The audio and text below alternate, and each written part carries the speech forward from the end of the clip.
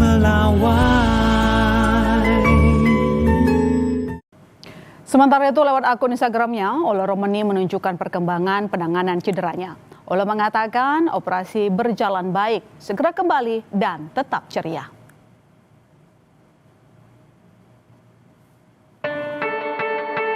Kabar buruk menimpa Timnas Indonesia menjelang putaran 4 kualifikasi Piala Dunia 2026 zona Asia.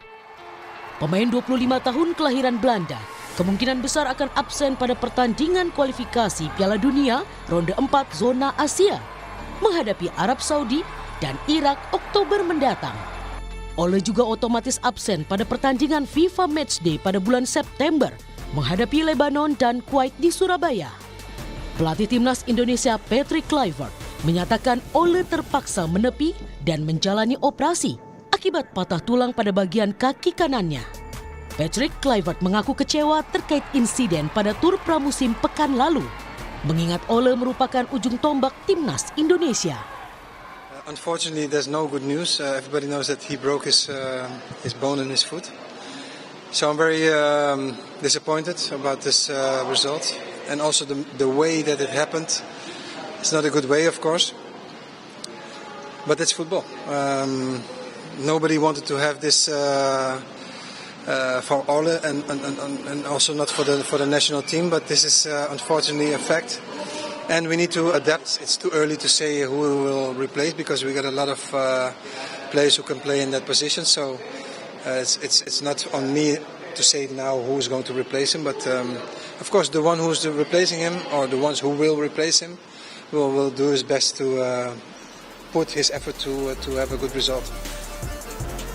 Absennya striker Timnas Indonesia pada putaran keempat kualifikasi Piala Dunia 2026 membuat analis sepak bola nasional Muhammad Kusnaini khawatir soal kekuatan lini depan skuad Garuda. Namun pria yang akrab disapa bungkus ini tetap optimistis anak asuh Patrick Kluivert dapat tampil optimal di putaran 4. Kalau kita bermain dengan kekuatan penuh, sebetulnya kita harusnya optimis bisa lolos. Ya, jangan berpikir putaran kelima dulu, kita berpikir lolos dulu di putaran keempat. Itu sebetulnya skenarionya. Cuma memang begitu Ole dipastikan operasi dengan waktu pemulihan yang kita belum tahu persis, situasinya jadi agak berubah. Sekarang kita harus berpikir main sebaik-baiknya, mudah-mudahan masih bisa lolos ke putaran kelima. Absennya Ole membuat spekulasi bongkar pasang lini depan Timnas Indonesia mulai bermunculan.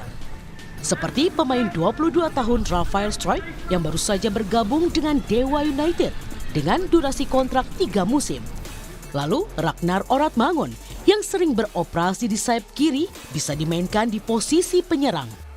Disusul Ramadan Sananta yang kini memperkuat klub Liga Super Brunei di PMM. Nama terakhir ada Hoki Caraka, penyerang 20 tahun yang jadi langganan timnas kelompok umur dan senior. Keempat nama ini bukan tidak mungkin dapat menggantikan posisi Ole pada putaran 4 kualifikasi Piala Dunia Oktober mendatang. Tim Liputan Kompas TV.